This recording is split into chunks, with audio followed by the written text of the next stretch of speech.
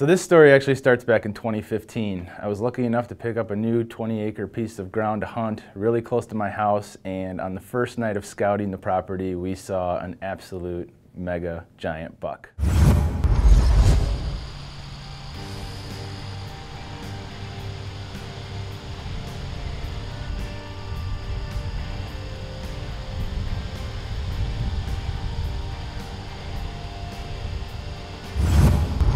I hunted this deer all October, and unfortunately I didn't have any sightings of him during daylight, but kept an eye on him with the trail cameras and had a pretty good idea how he was using the property.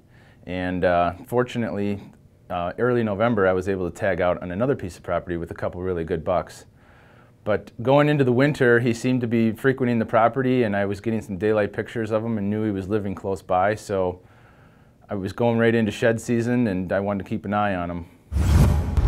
Yes, we got a giant, baby. Oh my gosh. I know exactly who this is. There he is. What an absolute giant, the deer we call Karl. One of my favorite deer.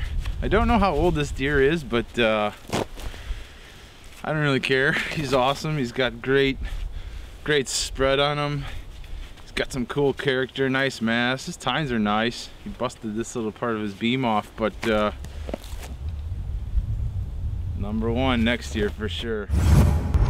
Now that Karl had made it through the hunting season in the winter, right away in June he started showing up and getting those early pictures of him in velvet. I was pretty convinced that he was living on the property now, based on the regularity of him in the summer months. But as the season progressed, he actually just started showing up more and more, but only at night. So my whole strategy this year was to actually wait until the time got right, because there was a lot of other hunting pressure on the outside and I didn't want to do anything to push him off the property. So I waited until early November to make my move. All right guys, well hey, here it is. It's November 4th, my favorite time of the year. I've been waiting all year to get into my #1 spot. And I got a real hot tip. My dad actually works on the premises where I am hunting, and he said he saw a big buck chasing a doe. So I got a feeling the bucks are gonna be in here chasing that doe.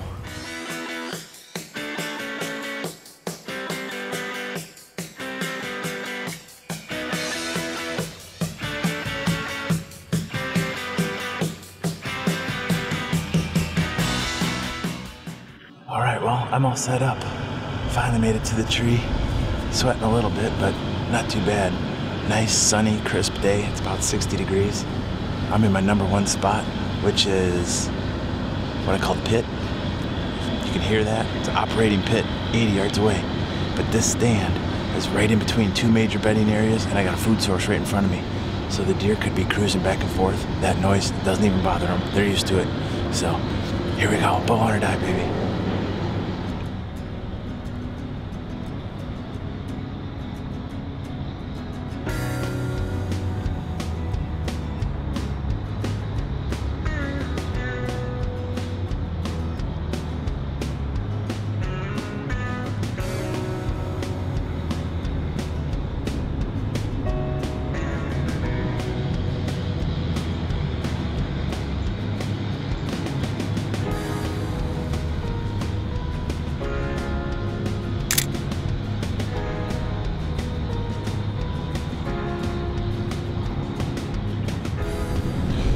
I just had my first encounter. Little 8-pointer just kind of walked away, but he came flying out of the corn.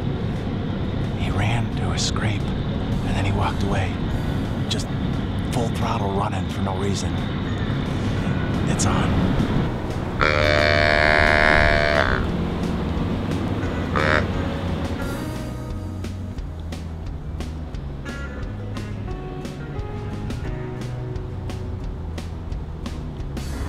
Alright, well, this is crazy. That big buck Karl is bedded in the corn about 60 yards away. I can't see him, but I know where he laid down. That little buck that was in the corn came over and stood there probably about 30 yards from him. That's the second time he's calmed around, so he's obviously laying in there with a doe protecting her, and he won't let that buck get close. That's probably why he ran out full throttle the first time I saw him. But he is in a perfect spot because I got the wind perfect. I can see him coming. It'll give me a chance to get on him if he comes either to my left or to my right. If those deer were to come from behind me, it's hard to get on them. So now we wait.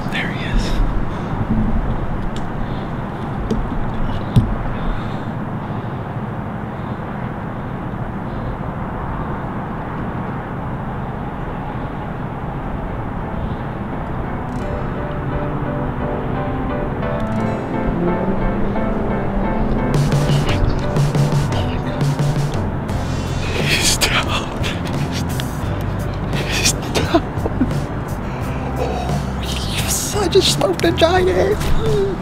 You're done. Done. Yes, I just drilled Karl, the megabug. Oh, he's stunning. choked him. Well, I got Jack here running the camera, my son. He's been hunting with me a little bit this year, and actually was with me the first time we ever spotted this deer, Karl, out in the winter wheat field. So pretty exciting, good deal. You know, the shot was perfect, touchback, but the arrow actually went all the way in and through him, and I watched him run out and he had it sticking out the other side. So we're gonna actually just start looking for blood. You know, I know he went down. I saw him crash over here, so, but we're gonna grab blood and head his direction. Bow hunter die, baby. We got blood right here on impact. Looking good. All right, Jack. Hey, he went that way. Let's go.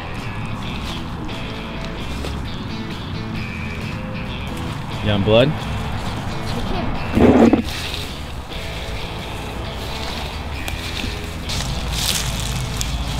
Here's drift. Oh yeah. He went left or right. Blood. That's awesome. Man, alright. Well, that's some awesome blood. Those double crosses do the trick. Total pass through, and he is tore up. There's my arrow.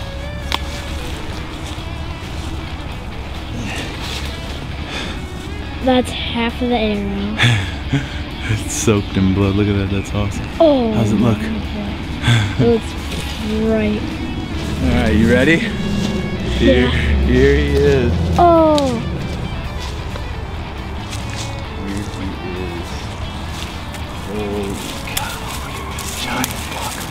Look at this giant buck, Oh. Jack. Look at this rack. Oh my gosh. Now look at that shot. Perfect. Perfect. Just buried it. Here he is, buddy. Look at this giant.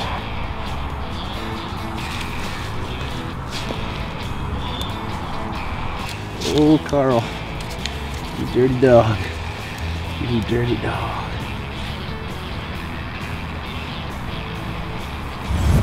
Alright, well, the morning after update, here he is, the deer I call Karl. Actually, Justin named this deer for me because I normally don't do that, but he was so big he needed a great name, Karl Hungus. Can't believe I got an opportunity to shoot this deer last night. I've chased him for 2 years. I've got tons of trail camera photos of him. I've got some video of him in velvet. And to be honest with you, last year he was pretty much a ghost. I never saw him during the hunting season. So this year I played it smart and got in between 2 bedding areas and just waited until the time was right. Basically a food source and a bedding area is where I was set up, and yesterday I got lucky. There was a doe in there and I watched him for about 3.5 hours, tend to her and run some other deer off, and super excited. I'm kind of at a loss for words at this point. I mean, he's just this awesome mega deer, and it was a lot of fun chasing him, and can't wait to chase the next one. So till then, bow hunter die, baby.